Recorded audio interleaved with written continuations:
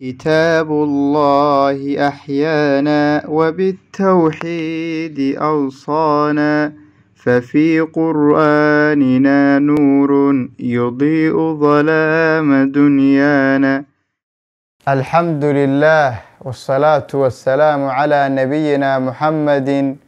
وعلى آله وأصحابه ومن تبعهم بإحسان إلى يوم الدين. وعشركii 129aad qaybtii labaad iyo casharadii aynu kaga warramaynay ubadka iyo baraha bulshada. waxaynu ka soo warranay casharkan ka horeey muhiimadda ay leedahay in ubadkeena ka warhayno oo aynu ilaalino markay noqoto dhinaca technology-ga marka isticmaalkooda. tiibaynu sii wadi doonaa. waxa la yiraahdaa maanta waxaynu ka warramaynaa insha Allah 4 qodob oo kale. qodobka markaa shanaad waxa weeye waa la yiraahdaa insaanka ama bini aadamka dee maraaxisha kala duwan uu markaa maro. waxa la yiraahdaa marxaladda markaa ciyaalnimada ama marxaladda markaa waa maxay ilmuhu waa maxay uu korayo. waxa lagu tiriyaa inay tahay marxalatu binaa'i al-macaarif wa ta'siis al-qiyam. waa marxaladda waxay yiraahdaan macnaha ubadku ama waa maxay awlaadu markaa ay wax kala saari karaan. macnaha waa maxay ama ay wax kala ogaan karaan.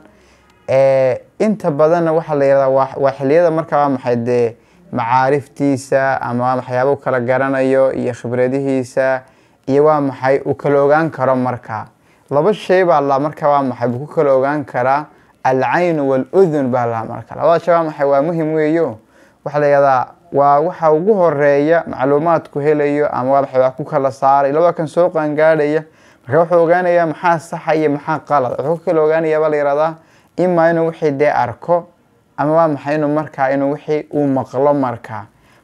markuu soo qaangaadhayo dee hadduu markaba waa maxay ishiisa ama dhegtiisu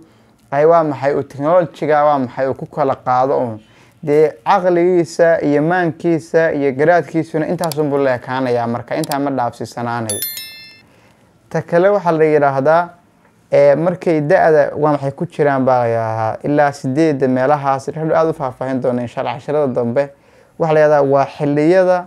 aanay waa maxay ubadku aanay waxba kala saari karin. macnaha waxaan uu eegayo ma kala garan karo haddii waa maxay macnaha waa maxay macluumaadka daqiiqa macluumaadka adag waa maxay aadka u xasaasiga ah iyo waa maxay dee nin ganacsi samaynayo oo internetka wax ku dhex iibinayo ma kala garan karayso kan muxuu u socdaa kan hadafkiisu waa maxay kan ujeedadiisu waa maxay macnaha waxa dhaa marka waa maxay ma kala saari karayo marka. ta kale waxa kamid ah waa la iyadana marka toddobaad oo ay muhiim tahay in ubadka waa maxay aynu ilaalino marka aynu la socono dhinaca isticmaalka social media. waxa la yiraahdaa waxa kamid ah waliba abxaasta ama researchada dambe cilmiga marka la sameeyo waxay yiraahdaan waxyaabaha ugu faraha badan oo disaynu ognahay ama adduunka inta imika ugu badan ama technology-da waxaan oo dhan dee cidda gacanta ku haysa marka waa qof waxa la yiraahdaa marka dad gaala ah gacanta ku haya marka waxyaabaha ay ku soo bandhigayaan ama waxyaabaha marka ay soo gelinayaan oo dee ama islaamka ka soo horjeedo ama diinta ka soo horjeedo ama nabiga lagu aflagaadeynay ama waxa laga sheegay diinteena quruxda badan waxyaabahaas oo dhan dee dadka waaweyn xataa maxay diinta aan garanayn ay xataa aad u saameysaaba oo shaki badan waxay ay ku abuurtaa mararka qaar. waxay yiraahdaan marka ilmaha markuu yar yahayna haddii uu dee usaa ku aababo salaanso TV hor fadhiyo oo kale ama mobile oo kale waxyaabo kale u hor fadhiyo oo kale waxyaabaha inta badan ay soo gelinayaan waxa kamid ah baa la yiraahdaa macnaha dhaqanka carabta. dhaqanka carabta waa maxay dee dhaqanka carabta waa maxay la caayayo oo kale tarhan muslimiinta wax laga sheegayo oo la caayayo oo kale culture-koodii dhaqankoodii qaabka u noolaan jireen macnaha maxay oo wax laga sheegayo marka barnaamijyo laga diyaarinayo wax laga sheegayo marka xun ama cunto gaara ama waa maxay wax gaar ah cunaayeen ama wax gaar ah cuni jireen macnaha maxay oo la caayayo marka ama waa maxay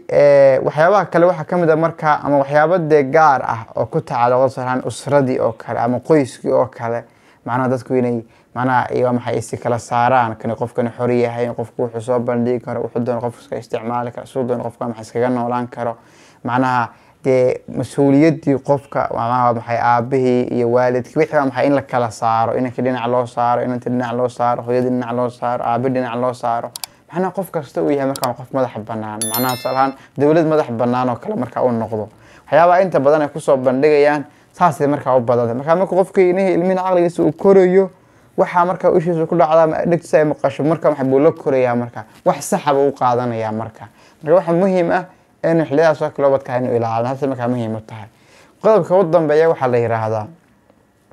marka la eego inoo ka warrami doona de positive-ka ama negative-ka marka la eego macnaha dhinaca ijaabiga ama dhinaca wanaagsan de barahani ama internet-ka uu adduunku soo kordhiyay ama faa'iido u leeyahay iyo marka la eego dhinaca negative-ka ama dhinaca xunba marka ay leeyihiinba labada dhinacba iyagoo markaa leh oo aynu eegi doono de waa waxyaabo fara badan oo faa'iido u leeyahay waxyaabo badan oo negative-na u leeyahay eegi doono waxyaabaha kale waxa muhiim ah la marka iyaguna in marka lala socdo oo de marka laga warhayo macnaha wax kasta marka waa maxay ay de isticmaalayaan ama wax kasta marka waa maxay ay sameynayaan iyo waa maxay marxalad kasta marka waa maxay ay ku jiraan ama marka maxay ay marayaan marka afarta qodobna waxay ka mid yihiin muhiimadda ama waxyaabaha inoo tilmaamaya in ubadka maxay aad ula socono iyadoo marka ta koobaad ay marka markastaba noqonayso in waalidku ay ogaadaan ubadka maxay islaamnimo ku dhasheen muuminiin marka ay yihiin isla markaana waalidka mas'uuliyad ka saaran tahay amaano ay ku yihiin amaanada iyo mas'uuliyadda iyo islaamnimada ay ku dhasheen in waalidkina u ilaaliyaan marka si waa maxay marka hadhow ubadkaas aan internet-kaas aan uga bedelin ama waa maxay bulshadaas marka aan waxyaana u bedelin marka inaasana ku jirna maanta wallahu subhanahu wa ta'ala a'la wa a'lam